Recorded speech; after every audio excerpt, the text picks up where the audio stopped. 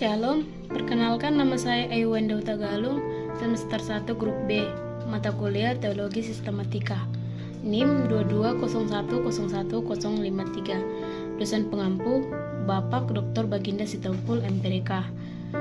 Di video ini saya akan menjelaskan tentang hamartiologi atau pengajaran tentang dosa. Yang pertama itu pengertian dosa.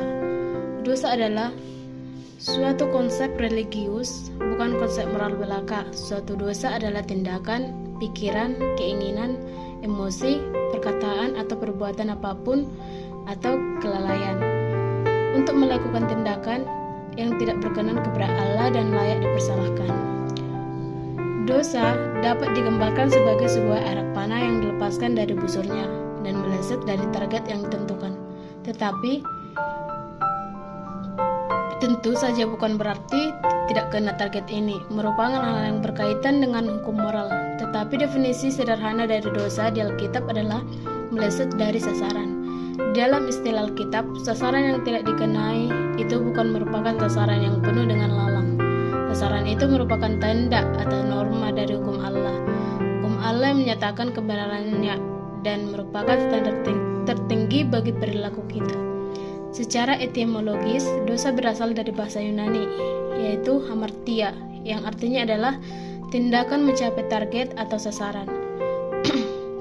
Ketika Allah menciptakan manusia dan menempatkan mereka di Taman Eden, Allah memberikan satu perintah kepada manusia untuk tidak memakan buah dari pohon pengetahuan yang baik dan yang jahat. Sebab pada hari manusia memakannya, pastilah mereka akan mati. Ditulis dalam Kejadian 3. Manusia gagal dan tidak menaati perintah Allah itu. Manusia tergoda dengan bujuk rayu iblis sehingga mengambil buah dari pohon itu. Kegagalan manusia inilah yang dinamakan dosa. Hakikat dosa. Di dalam menjawab pertanyaan hakikat dosa, maka pembahasan kita tidak dapat lepas dari makna hakikat dan juga studi tentang hakikat. Studi mengenai hakikat dikenal dengan ontologi, yaitu suatu bidang di dalam filsafat. Sebelum kita melanjutkan pembahasan, ada suatu pemahaman yang harus kita mengerti terlebih dahulu dan akan menjadi dasar dari uraian berikut. Walaupun manusia yang diciptakannya memiliki keterbatasan, akan tetapi manusia adalah makhluk yang bersifat mulia dan tidak berdosa pada saat diciptakan. Kita dapat melihat bahwa Allah memberi suatu perintah langsung kepada Adam di dalam Kejadian 2 ayat 16-17 dengan suatu konsekuensi yang harus ditanggung apabila dia melanggar perintah tersebut. Konsekuensi dari pelanggaran tersebut adalah suatu hal yang sangat serius, yaitu kematian. Kematian memiliki dua pengertian. Yang pertama secara fisik dan kematian secara spiritual. Adam dan Hawa memang tidak mati secara fisik pada saat mereka memakan buah pengetahuan tersebut, akan tetapi kematian secara spiritual terjadi pada saat mereka memakannya. Mereka hidup terpisah dari Allah dan dalam kutukannya. Kejatuhan manusia itulah yang menjadi awal masuknya dosa ke dalam dunia, atau original sin, dosa asal, yaitu dosa yang diturunkan dari generasi ke generasi. Setiap manusia memiliki kecenderungan untuk selalu berbuat dosa dengan kebebasan kehendaknya. Kembali pada hakikat dosa, kita dapat melihat dosa dan esensial atau dosa yang mendasar, yang dilakukan oleh manusia menolak esensi Allah dan menindas kebenarannya.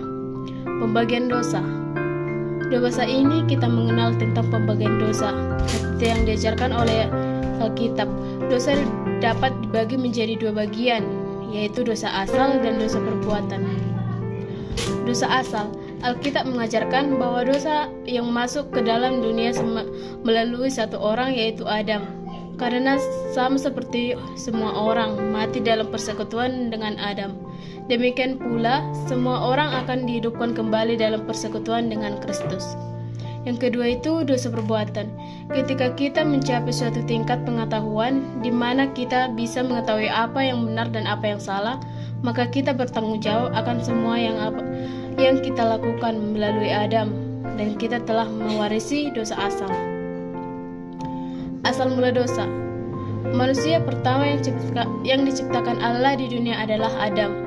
Allah menempatkan manusia pertama ini di Taman Eden. Allah menyediakan segala sesuatu yang diperlukan manusia dalam taman tersebut.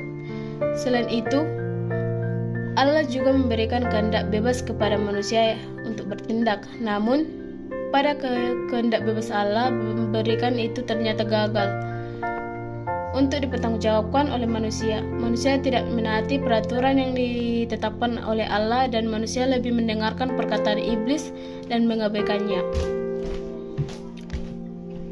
Perintah Allah sehingga manusia jatuh ke dalam dosa. Seringkali orang bertanya, dari manakah dosa berasal?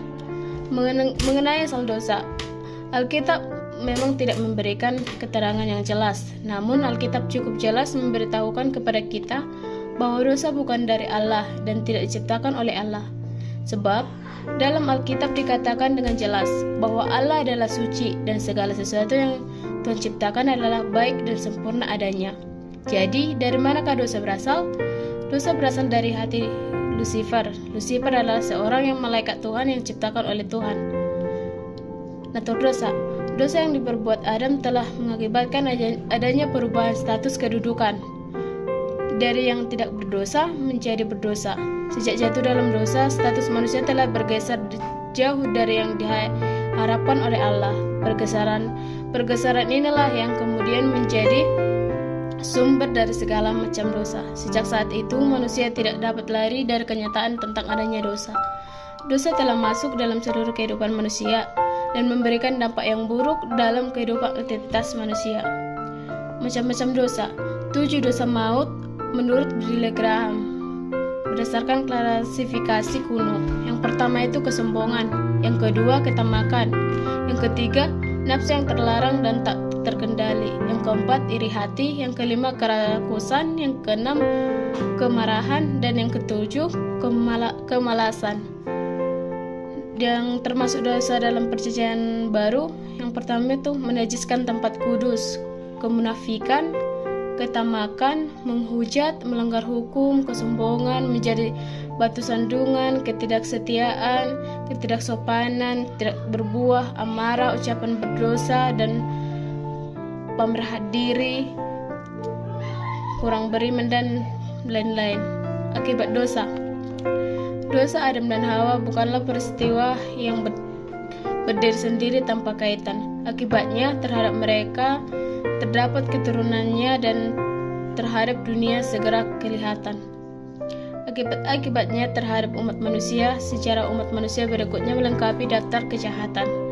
Dan timbunan kejahatan yang merajalela itu mencapai kesudahannya dalam pemusnahan umat manusia, kecuali 8 orang, atau Kejadian 6 ayat 7, ayat 13, ayat 17, 21, 24. Kejatuhan ke dalam dosa berakibat tetap dan menyeluruh, tidak hanya menimpa Adam dan Hawa, tetapi juga menimpa segenap keturunan mereka.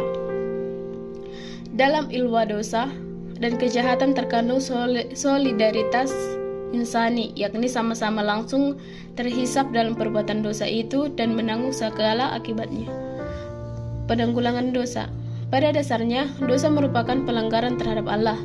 Oleh karena itu, Allah yang dapat menyelesaikan dan membuang pelanggaran itu oleh diri sendiri.